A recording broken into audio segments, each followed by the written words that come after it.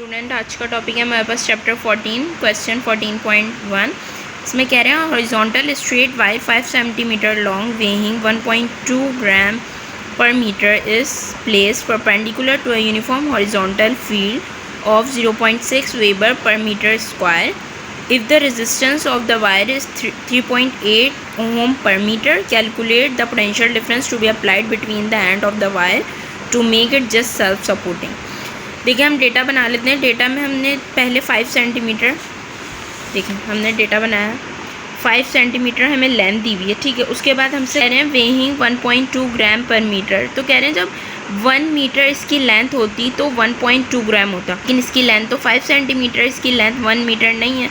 तो अब हमने इसको पहले जो है 5 सेंटीमीटर जो दी हुई है इसको मीटर में कन्वर्ट किया, 5 को डिवाइड किया 100 से तो 0.05 मीटर। फिर इन्होंने मास का कह रहे हैं कि 1 मीटर होती लेंथ तो 1.2 ग्राम होता, लेकिन मीटर तो कितनी है हमारे पास लेंथ 0.05 मीटर है। तो उसके हिसाब से हमने करा 1.2 को मल्टीप्लाई 0.05 से करा और 1000 से डिवाइड करा, क्योंकि ये ग्राम में तो हमें किलोग्राम में भी कन्वर्ट करना है और इसको हमें 1 मीटर के हटा के 0.05 मीटर में कन्वर्ट करना है। तो 1.2 मल्टीप्लाई बाई 0.05 और डिवाइड किया 1000 से, तो ये हमारे पास आया 6 एक्सपोनेंट -5 kg, ठीक है। अब इन्होंने हमें दिया हुआ है, आगे कहा हुआ है is place perpendicular to a uniform horizontal field of 0.6 weber per metre square.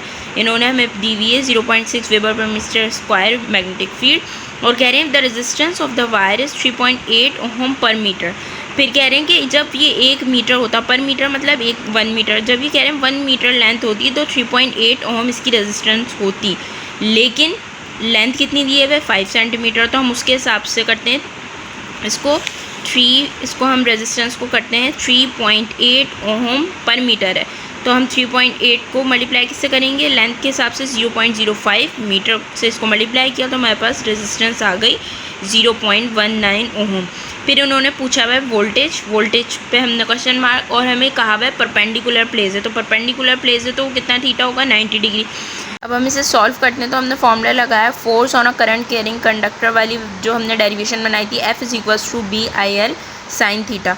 अब जो फोर्स है वो हमें किसके बराबर है, वेट के बराबर, क्योंकि मैग्नेटिक फोर्स और वेट इस तरह होना चाहिए कि वो सेल्फ सपोर्टिंग हो जाए, मतलब सेल्फ सपोर्टिंग हो जाए, वो फ्लोट करना शुरू कर दे। तो मैग्नेटिक फोर्स और वेट दोनों बराबर होने चाहिए। तो फोर्स जो है वो वेट के बराबर है, तो हमने वेट, इस फोर्स की जगह वेट लिख लिया, BIL sin 90।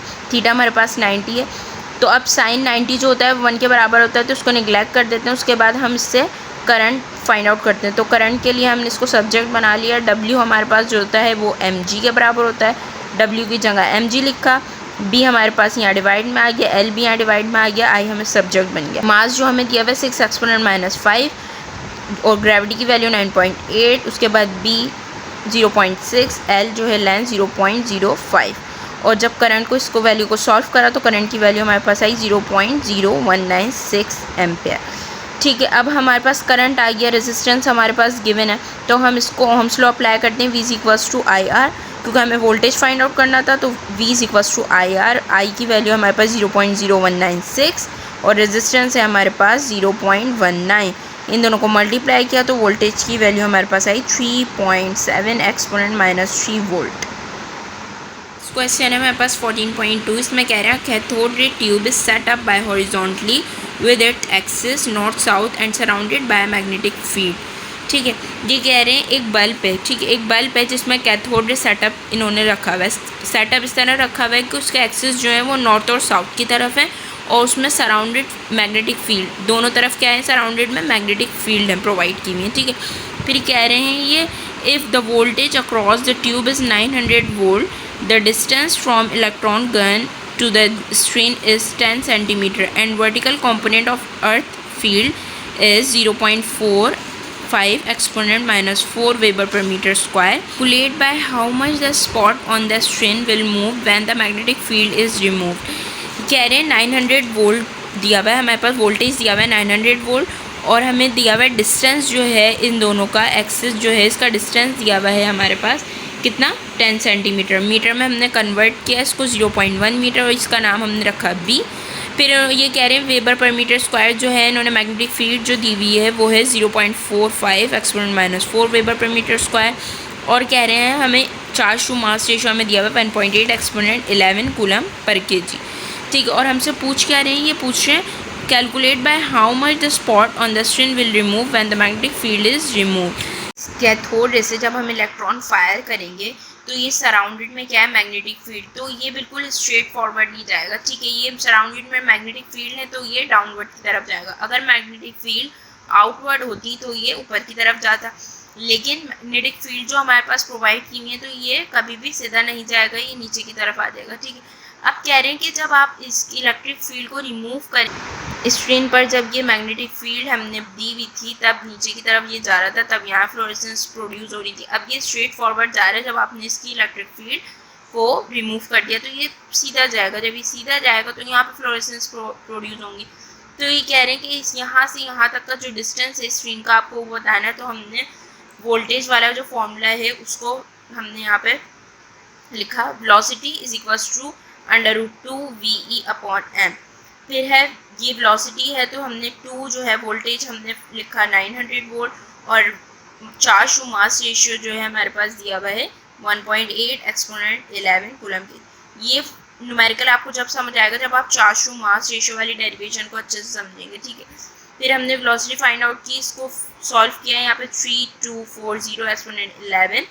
अब इसका हमने अंडर रूट निकाला 1.8 एक्सपोनेंट 7 मीटर पर second.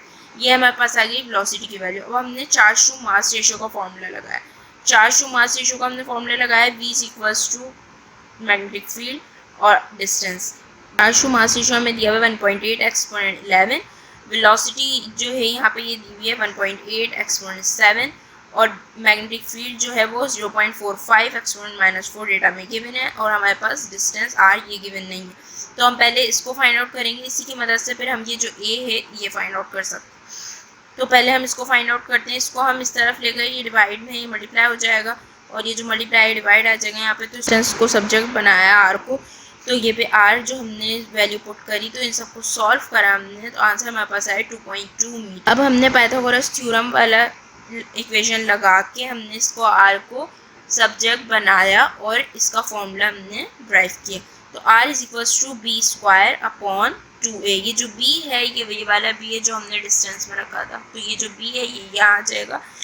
r is equals to B square upon 2a। a जो है ये वही वाला है जो हमने फाइंड आउट करना है डिस्टेंस, हमने जो a फाइंड आउट करना है डिस्टेंस।